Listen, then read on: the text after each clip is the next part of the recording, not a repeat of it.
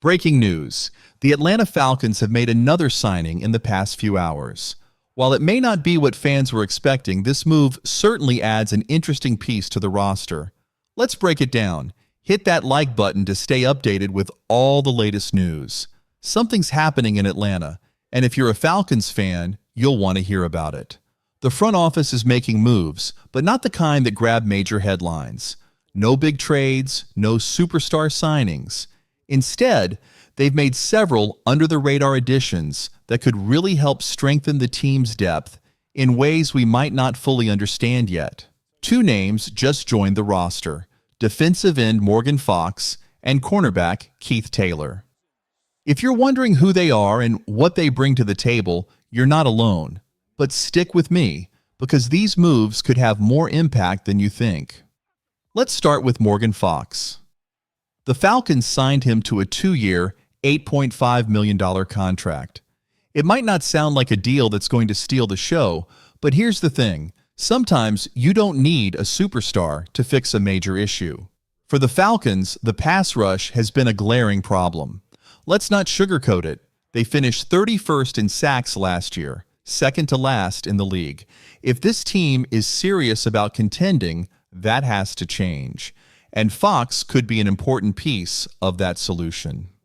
So, who is Morgan Fox? He entered the NFL as an undrafted free agent and spent his first 4 seasons with the Rams before playing for the Panthers and Chargers. He's always been a rotational player, which might not sound that exciting, but here's what that tells us. Fox stays on the field. He only missed the 2018 season due to injury, and since then, he's played every single game from 2019 through 2024. That's rare for a defensive lineman in the NFL. His best season came in 2022 with the Chargers, where he started 12 games and recorded 6.5 sacks and 8 tackles for loss, both career highs. While those numbers aren't jaw-dropping, they show he can make an impact when given the chance. For a team that's desperate for consistency in the pass rush, this move is a step in the right direction, but it's not a game changer. The Falcons aren't bringing Morgan Fox in as a starter. At least they shouldn't be. This is a depth move, plain and simple. Think of Fox as a player who will rotate in to keep the top guys fresh. Last season, he played 53% of the Chargers' defensive snaps, and that's likely the role he'll have with the Falcons. If you're expecting him to be the guy who completely transforms the pass rush overnight, you might be disappointed. But as part of a larger strategy, Fox makes sense. The big question is this enough? The short answer is no. Signing Morgan Fox alone won't fix the Falcons' pass rush problems. But if the goal is to build a deeper, more reliable rotation, then this is a step in the right direction. However, let's be honest, Falcons fans are still waiting for that big move. They're hoping for that dominant edge rusher, the kind of player who can completely change the game.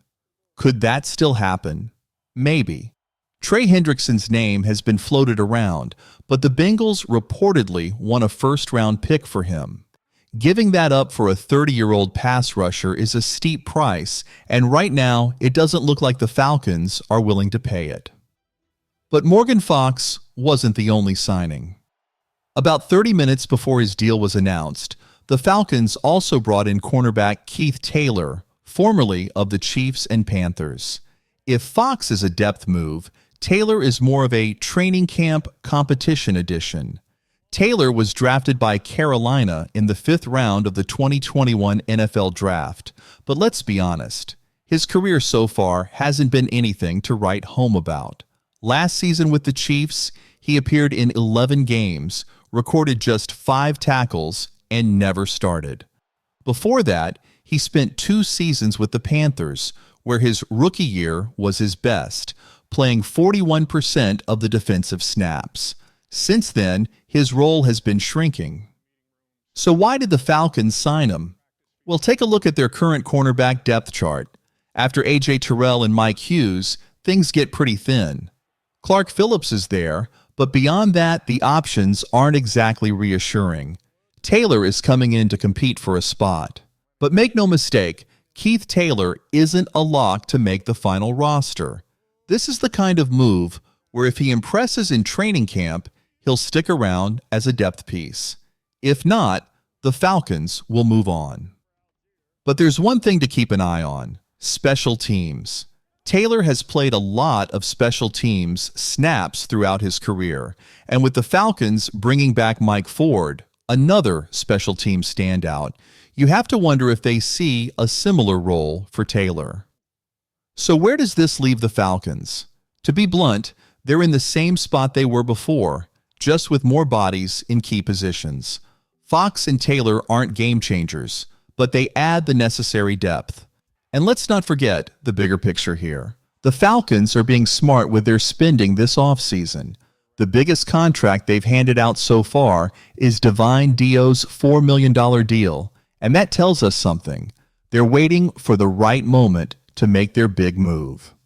But here's what I want to know from you, Falcons fans. Do you trust this approach? Do you think the front office is being smart, or are you frustrated that they haven't landed a big-name pass rusher yet? And what do you think of these two signings? Just depth or something more? Drop your thoughts in the comments and let's talk about the bigger picture here. This is where it gets interesting. The Falcons aren't just making random depth moves. They're laying the groundwork for something bigger. If you look at what they've done so far this offseason, it's been a steady stream of smart, low-risk signings rather than one big splash. It almost feels like they're playing the long game, waiting for the right opportunity to strike. Think about it. Take a look at Leonard Floyd's signing, a solid veteran pass rusher on a reasonable deal. It's not a massive contract, but it adds value. Then there's Divine Dio's deal, $14 million for a guy who, if fully healthy, could be an impact player, but isn't guaranteed to change the game. These aren't reckless, desperate moves. The Falcons are being smart and calculated with their spending. But that raises a big question.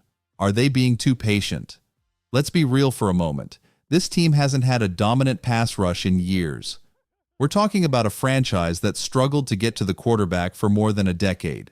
The last time the Falcons were in the top half of the league in sacks was 2017. Since then, they've consistently been in the bottom 5 when it comes to pressure, and last year, they finished 31st in the league in sacks. That's simply not good enough if they want to be serious contenders. So yes, Morgan Fox and Leonard Floyd help, but they don't solve the problem. And that's why Trey Hendrickson's name keeps coming up. He's the one player who could change everything. But as we said earlier, Cincinnati is reportedly asking for a first-round pick, and that's where things get tricky. Are the Falcons willing to give up a premium asset for a 30-year-old pass rusher? That's the debate happening behind the scenes right now. But let's zoom out even further. These smaller moves might actually tell us something bigger about Atlanta's plan for the draft. If they haven't landed a big-time pass rusher yet, that could mean they're eyeing edge rushers early in the draft. Maybe they're looking at players like Dallas Turner or Jared Verse. Perhaps they're betting that this year's rookie class will give them the pass rush boost they need without having to break the bank in free agency. And that leads us to another major question for the roster, the secondary.